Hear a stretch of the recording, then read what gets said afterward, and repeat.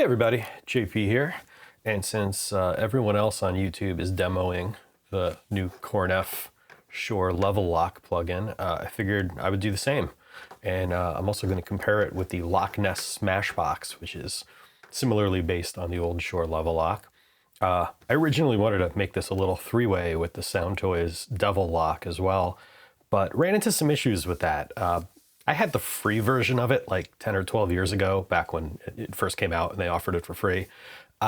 Somewhere along the way, I lost it. Not sure exactly what happened there, but I tried to download a trial of it, and I guess I had done the trial of their whole library once before, probably 10 years ago. So I wasn't able to do that, and I wasn't going to spend $100 on it just for this, frankly, because both of these are under $100. Actually, the Loc-Ness is well under $100. I think it's $28 or so US. And the Korneff right now is on sale for $75, I think.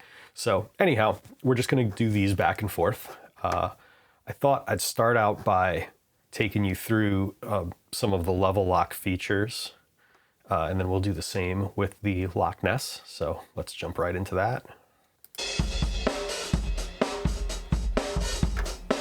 All right, let's pull this over here for now. I'm using this on a mono room mic, and that's all we're going to use for this. I thought that would be adequate enough. So, front panel, you've got input level, pretty clear. Also affects the compression threshold.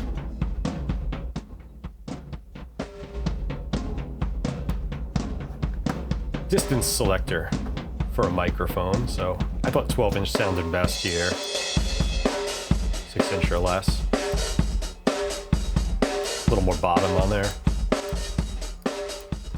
18 or more, a little distant.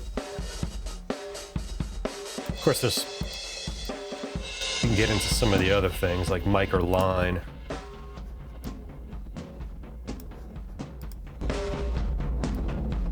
And see how they affect the input. I know a lot of people like this for its clipping and its overdrive. I kind of prefer it for its compression. So I'm more of a compression guy than a distortion guy.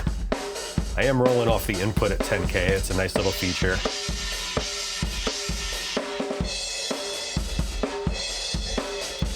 And I'm rolling off the output at 8K. Which, if you've been following my videos, you know that's something I like to do on room mics anyhow. Then we go into here. This is when the electronics geek in me comes out. Because the way they've labeled things really kind of appeals to the electronics of the circuit. And Korneff's great at this. They do this with the talkback limiter as well, which as you might know, I love. Input impedance high and low.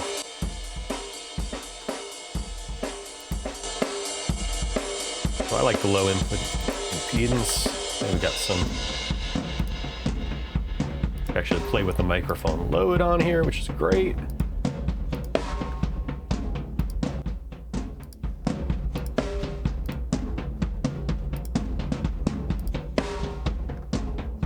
Subtle differences in there. Output, we're on the aux output now, which bypasses the output amplifier.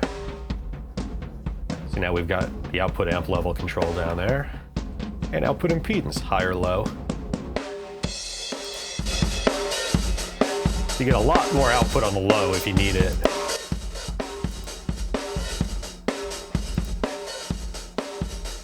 Yeah, high impedance on the mic output. Sounds about the same as the aux output, at least the way I have it set. And then release time, this is cool because rather than having a continuous dial, you can actually see how the RC resistor capacitor network affects the release time, which, again, as an electronics nerd, I think is awesome. Bigger the resistor, the longer the release. And same with the cap, from 1 microfarad to 2. But again, I think the default setting, fast release, sounds best. And power supply. You can do that decaying 9-volt battery thing.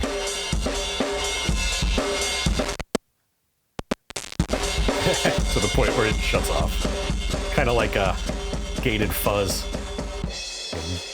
Dying battery in a fuzz pedal. Again, I'm less of a distortion guy, more of a compression guy. I kind of think this sounds best, but not to say that distortion would not come in handy for something else. So now,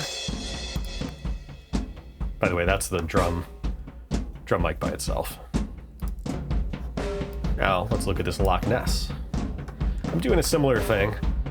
It's got low cut and high cut on the input, so I'm high cutting at 10K. Similar result. What I do like about this is this crust control. You can affect the amount of saturation based on 4 different modes. And output trim to balance the level. So that's mode 1. Mode 2 is a little more. Mode 3 even more. And mode 4 has the most.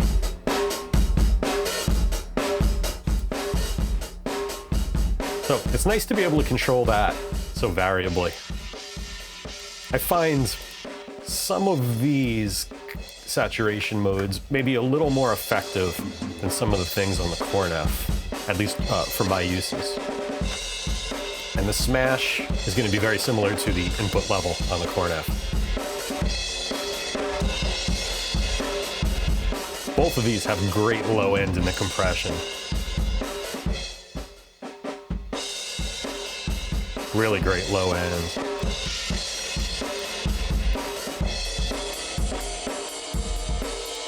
There's a certain section of this song with toms in it that I would probably use this cranked up just for that section, you know, and automate it out or mute it out.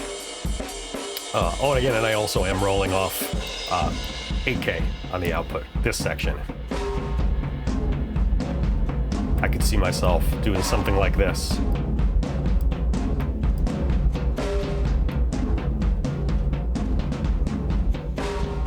Yeah, just using it for this part. But again, both of them really excel at this too.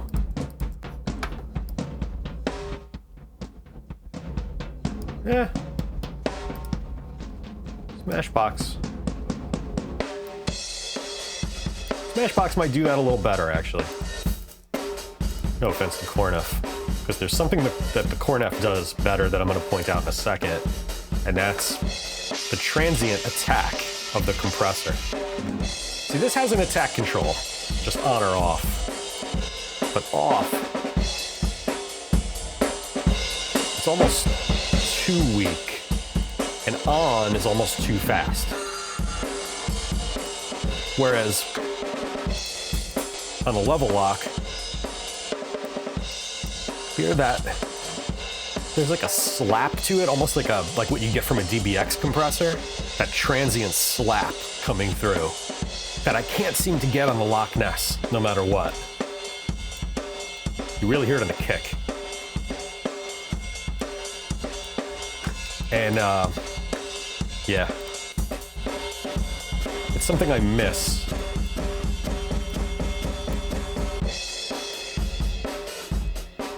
Yeah, it's something I couldn't quite get on the Loc-Ness no matter what I tried.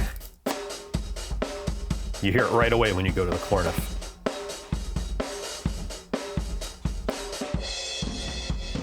So I'd say they take the same idea into slightly different directions, probably about 80% similar in sound, and then that final 20% really comes down to whether you prefer the slappy transient response of the Korneff versus the depth and saturation options of the Loc-Ness more.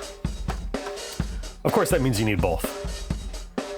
And considering you could get both of these for about $100 versus the Devil Lock for $100 by itself, I'd say that's a pretty damn good deal. Oh, just for fun, before I even tried these plugins, this is what I was using to get a similar result. This is just the gray compressor that comes with Pro Tools, the 11 rack compressor, and the old Pultec filter that I love so much at 8K.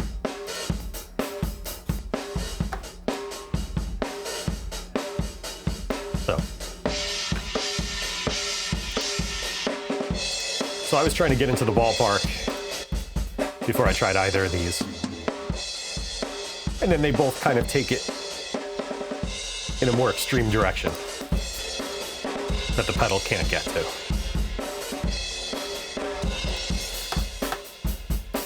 So yeah, maybe if Sound Toys gives me another trial of the Devil Lock, we can compare all three, and I'll come back with another one.